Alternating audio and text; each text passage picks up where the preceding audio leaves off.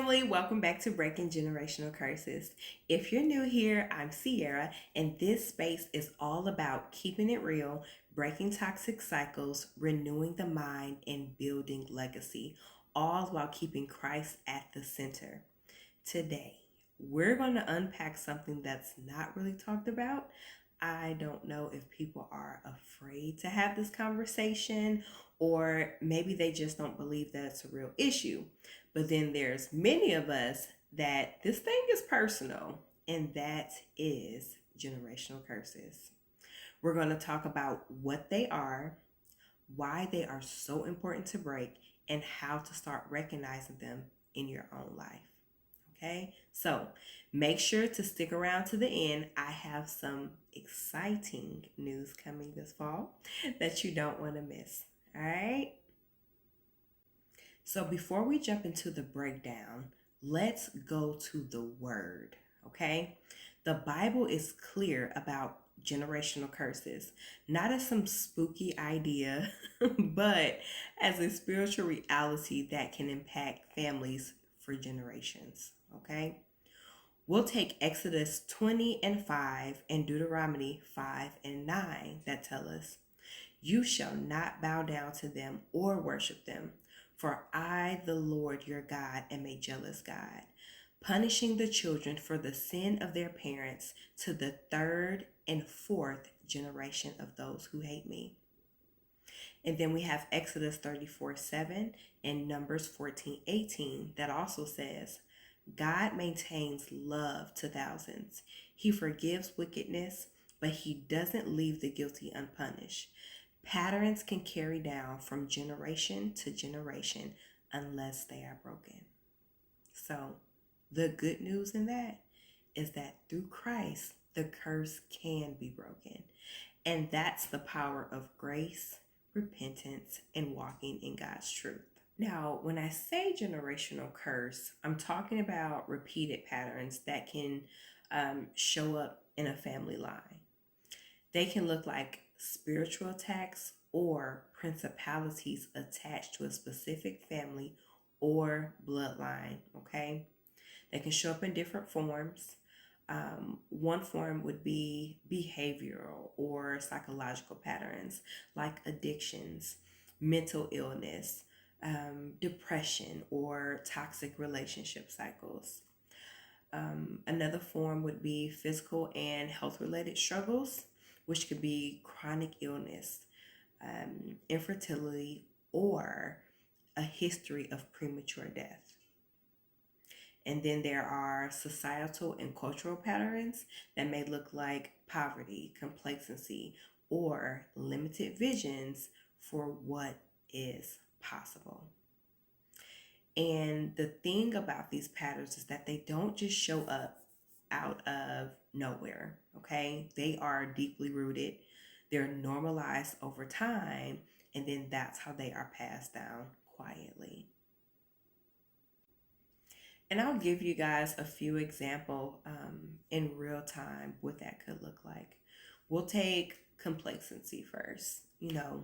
Staying and settling in the same job. You're unfulfilled, but you're comfortable, right? Staying in the same neighborhood that has become unsafe or run down because you're comfortable. You know, same relationships, toxic relationships, because you feel like starting over may be too hard when deep down you know there's more. Complacency keeps us stagnant because it feels safe. Then we have alcoholism or substance abuse. And so we're not just talking about social drinking, but actual dependency. There's a term called functional alcoholism where it has become a coping mechanism. I know for me, I've lived a season or a few where I would wake up and have a drink just to face the day, and I've seen that in my family, unforgiveness, taking offense easily, quick to dismiss people as soon as they say something that we don't like, making it hard to really accept outside voices or influences that are actually sent to help you and guide you along the way. Unable to maintain healthy partnerships and friendships. And even with that, um, relational fears, whether it's the fear of relationships or avoidance. Maybe there's a pattern in your family where a large number of women never marry, or the men avoid commitment, or are womanizers. It's normalized as well. That's just life, just how things are. But when you see your brothers, uncles, cousins, sisters, aunts non-committal, why would you be, right? Let alone believe that anyone else can be. Silence, turning a blind eye to abuse, avoiding conflict, or never advocating for yourself, Even worse, keeping quiet on topics like mental illness that actually runs in the family. But instead of getting in front of it and educating each other on what that may look like, we simply don't talk about it. So, once again, patterns that feel normal until you step back and realize they're not. With the realization that eventually these patterns don't just stay within the family, they meet us on our jobs, in relationships, in partnerships, randomly out in public, at stores, restaurants, wherever, especially if someone makes you angry or, whatever it can be. But these things show up in the most unideal places. And breaking these patterns is no light work, okay? I ain't even gonna hold you and tell you nothing different. It takes a lot of prayer, consistency, and endurance. And yes, sometimes blood, sweat, and tears. Well, Jesus already shed the blood, so there's that. But in all seriousness, every time I think about generational curses, I think about the story of Daniel and the 21-day prayer. Um, because Daniel had a vision regarding a great war and the future of his people. And he had been praying and fasting for 21 days. So when the angel finally appeared to let him know that his prayers had been answered or had been heard, um, the angel alerted Daniel and just said, "Hey, we heard you day one, but I was held up by the prince of Persia until God had to send the archangel Michael to intervene and help your boy out." Okay? So here's the thing that people miss. The Prince of Persia was a demonic entity assigned to the Persian territory. Okay? So if it's already written that there are principalities and entities assigned to groups of people, and the word also tells us the generational consequences that are passed down, I'm going to go out on the limb and say that we must consider that every family line has a spiritual entity assigned to our lineage. That's the enemy's sole job, to keep families and lineages from ever reaching their highest potential and walking in their God ordained purposes. We talk about generational wealth and family wealth, but a lot of times it shows up in spurts because we aren't taking our authority or our power back. Somewhere along the line, someone, maybe thought it was too hard to stay on the straight and narrow, or that it's boring being a Christian, whatever the reason. I'll say this: regardless of who the devil assigned to my family, the decision for me is that it stops here. You know, um, once again, don't be deceived From the moment you decide this cycle stops with me, there is a shift and then warfare. And I mean real warfare, okay? It ramps up both behind the scenes in the spirit realm and in the physical. That's why you have to stay prayed up.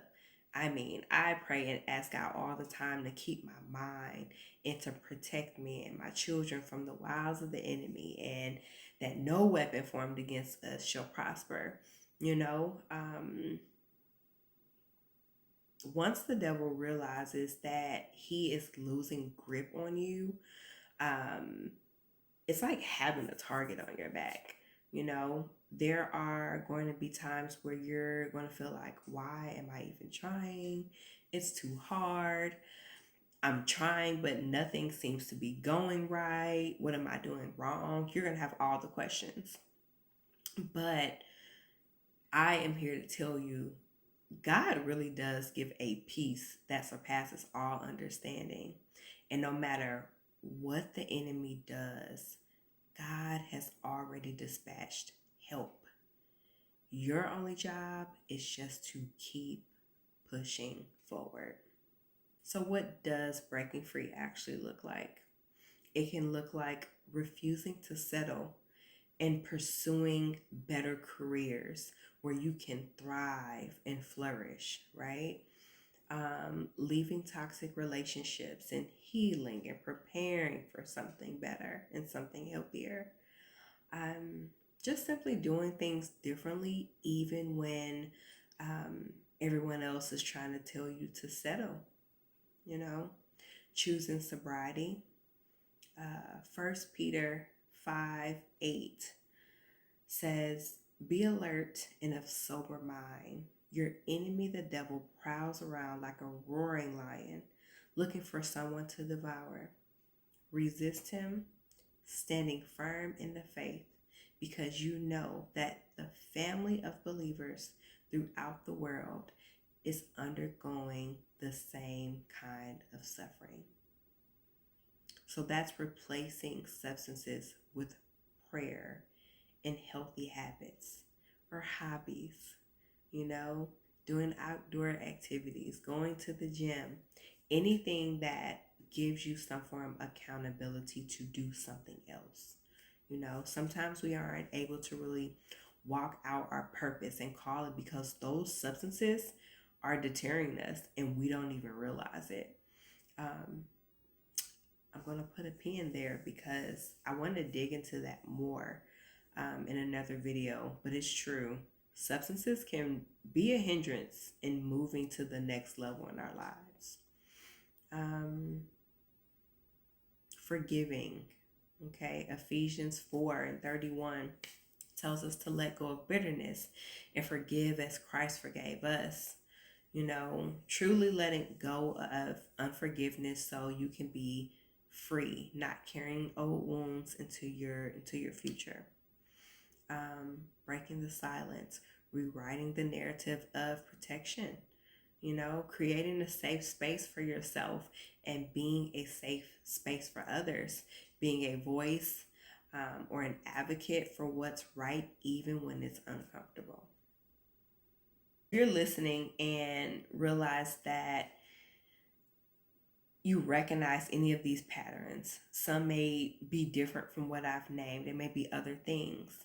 Um, it's not about going and telling your family that they've been doing life all wrong and that they're cursed. Please don't do that. They're going to think you're crazy. um, but this is about you recognizing that something is off and you're making the decision to change and do things differently. There's a saying that goes, action speaks louder than words. And you'll be surprised at um, how simply changing the way you move and how you do life will inspire and encourage other people. It takes one person to switch gears in the right direction, and you'll be surprised at the different people who will follow. So, yes, generational curses are real, and we don't realize it because it's normalized as it's just life. But God didn't create humanity to have a life of complacency or turmoil or pain or heartache. That's what the enemy created. And the different spiritual entities, word curses, all those things have been assigned to your family's territory to kill you off, to count you out, and to keep you silenced. But not anymore. God has graced us all with gifts that can and will impact others. One of mine is helping people reach their highest potential by changing the way they think first and then how they move. By unlearning and relearning exactly how life is supposed to be lived. But before I could do that, he had to do that work in me and through me so that I can now show and guide others on how to do the same. So this fall, I am launching something special. Small coaching cohorts, small groups. We'll be working with about 10 to 15 people for 12 weeks, walking step by step through identifying and confronting and breaking patterns in real time. There will be private sessions as well as one-on-one coaching opportunities that's going to be included in the 12 weeks, which is one of the reasons for the small groups. So, I have the opportunity to work with you guys one-on-one, walk with you all through resetting the mind and walking out new paths for yourselves. So stay tuned. Details on how to join will be coming soon. Make sure you are subscribed and following BGC so you don't miss any of it, okay? All right, as we close out, listen. The enemy wants you to believe this is all there is, that you can't rise higher than what you see or what you've seen. But God says differently. You were born to break the cycle, whether for you, your children, if you have children, and for others who are waiting for one. Just one person to say, nope, there is another way. Believe that, okay? Even if no one else does. All right, well, that's all for now. I'll be seeing you all on the next video. Make sure to like, share, and subscribe because we'll be digging into the various ways that these patterns may show up in everyday life without realizing it, okay? Until then, peace, love, and healing.